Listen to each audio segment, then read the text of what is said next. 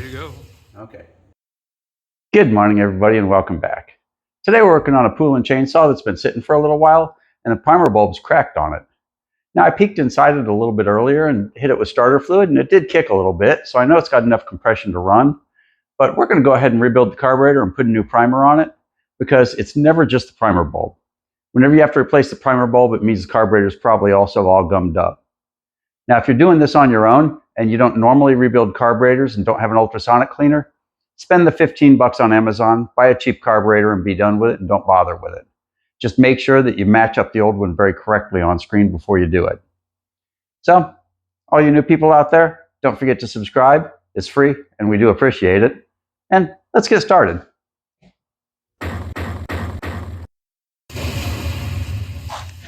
First thing we're going to do is go ahead and pull all the covers off. Get those out of the way.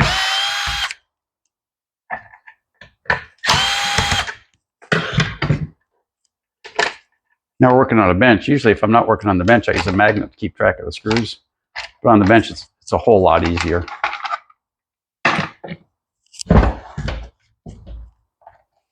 So,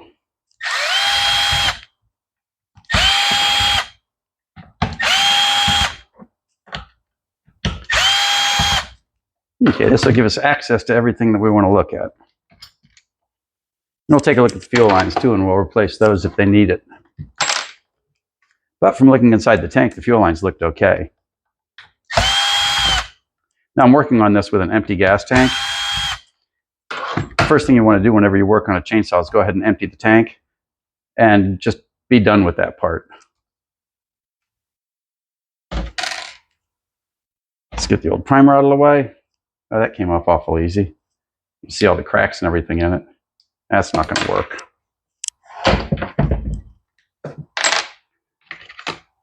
Now let's get the carburetor off.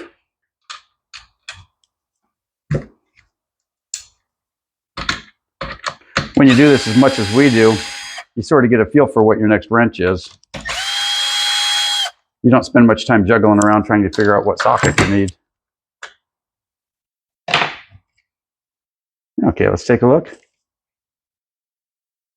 That'll come right up and this should slide right off. We're going to pull the trigger because that gives us a little bit more slack, and our choke is coming with us on the carburetor. Come on, buddy. And it can be a little fiddly getting them on and off. And there you go. So we'll pull the fuel lines, unhook this. And like I said before, if you don't do this very often, go ahead and just buy a new carburetor. Put this in front of your computer and make sure you match up where all the holes are, where your adjustments are, where your fuel lines are. If you get everything and it looks absolutely identical, it's probably the right one. Okay, let's scoot you out of the way. Let's get you apart. Now we'll leave that there. That's not hurting anything.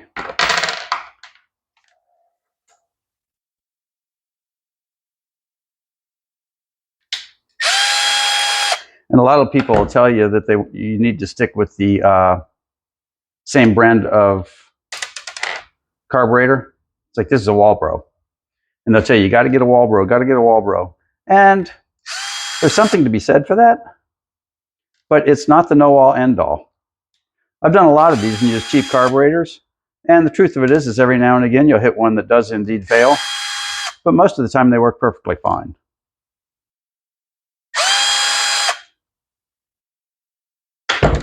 And that's as far as we should have to break it down to get it through the ultrasonic. Let's get a look. Yeah, that looks a little bit stiff. That's probably our problem right there. So let's look inside the next layer and make sure we don't have any rust. If we've got rust, that changes the rules.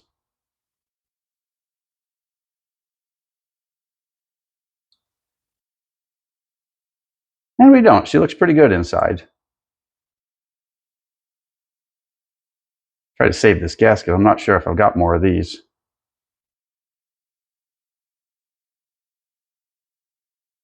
But we'll go ahead and replace the metering diaphragm in it.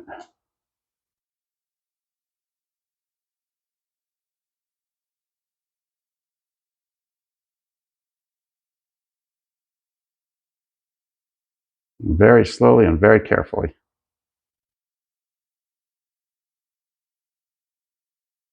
Because once you tear up a gasket, you can't untear it up. Now, I'm not using a razor underneath it for fear that I'll cut into the gasket.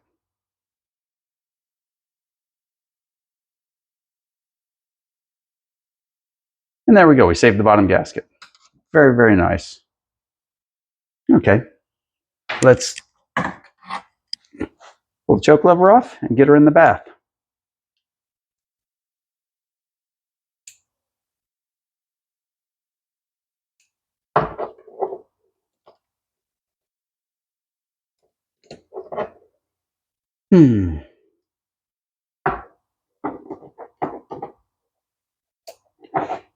Know something?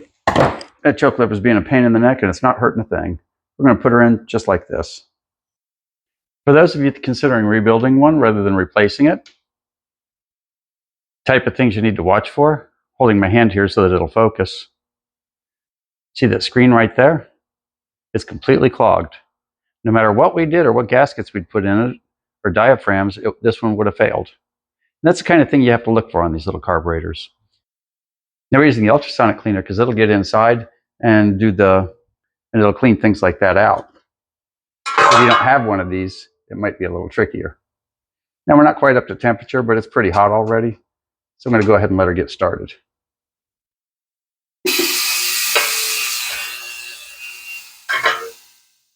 You can see the minute you put it in, you can see the cloud coming off of it inside.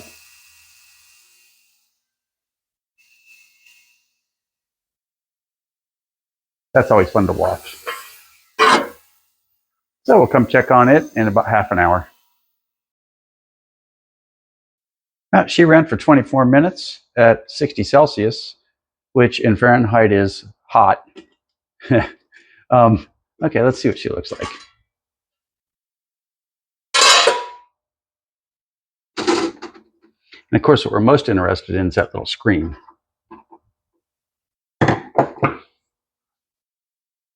Let's get you up nice and close. So it'll put my hand here so it focuses again. And you see it broke all the dirt off that little screen, so that looks a whole lot better.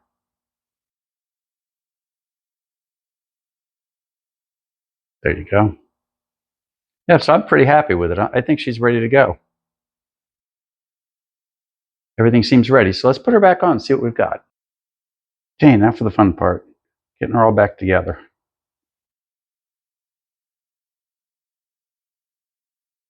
So we'll get our gasket in place.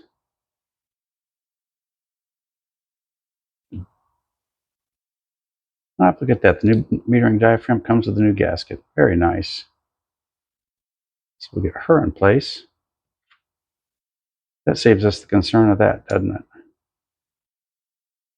And there's a little hole in the bottom of this. It doesn't really matter what direction it goes. What matters is having the coordination to put these little screws back in.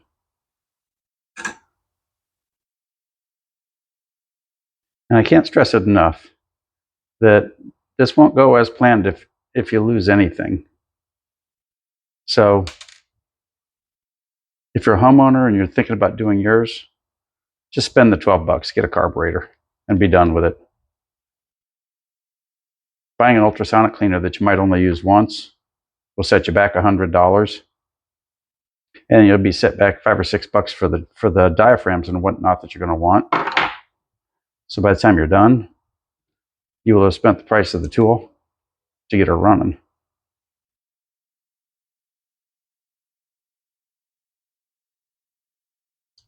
Now notice, even though I used a power tool to take her apart, I'm using a regular screwdriver to put it back together.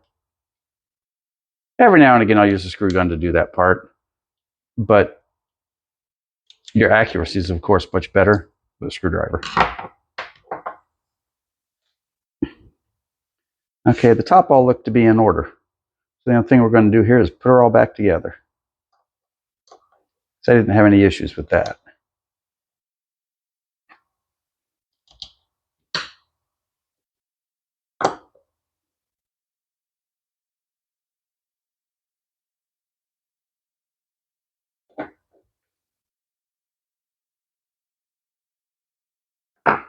And that's it.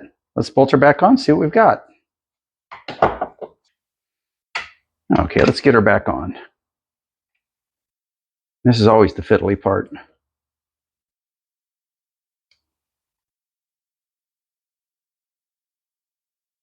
But remember, be nice and gentle. Don't force anything. If you're going in the right direction, everything will go together nicely.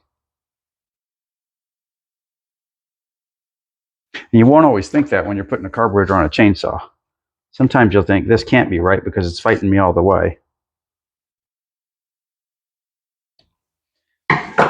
Okay, now we're going to go ahead and put a primer bulb on before we put the rest of it back together, because it's just easier.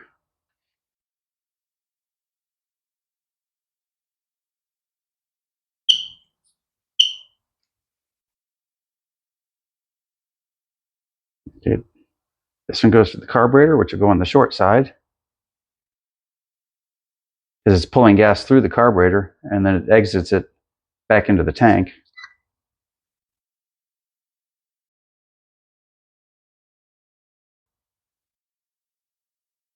At least we think it will.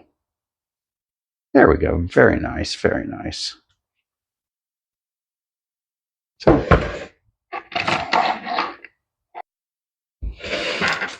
okay, let's get our screws back in. And then we'll double check it and make sure the gas is going the direction we want it to go. Because it's pretty easy to accidentally cross a fuel line when you're doing these. Whoops. Wrong hole, wrong hole. Pay attention. Anyway, it's easy to cross the fuel lines. And it's easy to change it when you still got everything all apart. Not so much later.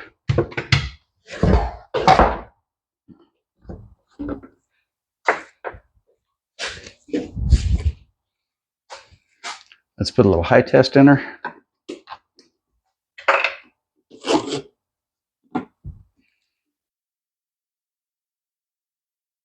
And I usually run these at 40-to-1. If it's a 50-to-1 motor, that means you've got a little more gas, a little less oil. And it will eat 40-to-1, but they tend to smoke a little bit. And I hear some people say that they burn up plugs. You know, they'll corrupt plugs, but I really don't see that personally.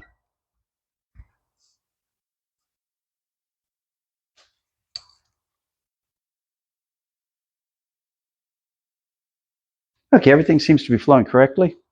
Let's put everything back together and give her a test. First, we'll do that. Switch bits. Now this one didn't have an air filter on it when we took it apart. And we're going to go ahead and put one on. We're not going to put the cover on for testing. We're just going to put the side cover on because we need it for the full start.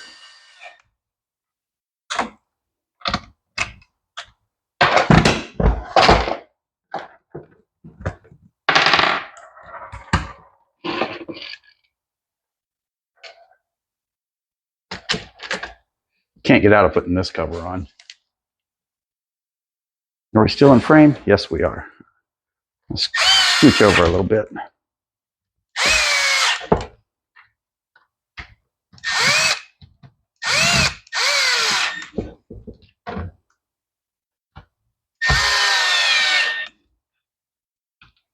Okay, let's put her on the floor and see if we've got a chainsaw. Okay, I opened up the garage door, so let's give her a run, see what happens.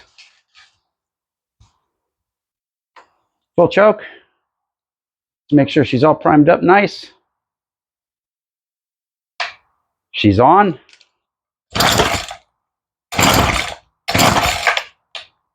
Seems like she's trying to kick.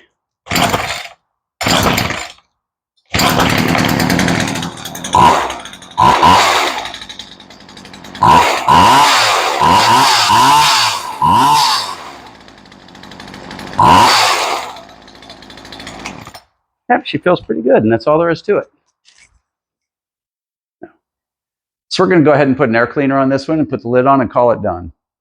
If you don't have experience rebuilding carburetors and you don't have experience with small engines, then you probably don't want to take one of these little two-stroke carburetors apart. But if you do, that's the method we use. Remember, you can go on Amazon for $15 and buy a carburetor that'll bolt right on. Just make sure you've got the old carburetor sitting next to your monitor, and you make sure that every single piece of linkage and every single feature of the carburetor is identical. Because there are a lot of carburetors that look almost the same. And don't think that you can make it work if it's almost the same. It has to be identical. It has to be the correct one for that motor. Well, for all you new people out there, don't forget to subscribe, and we'll see you guys next time.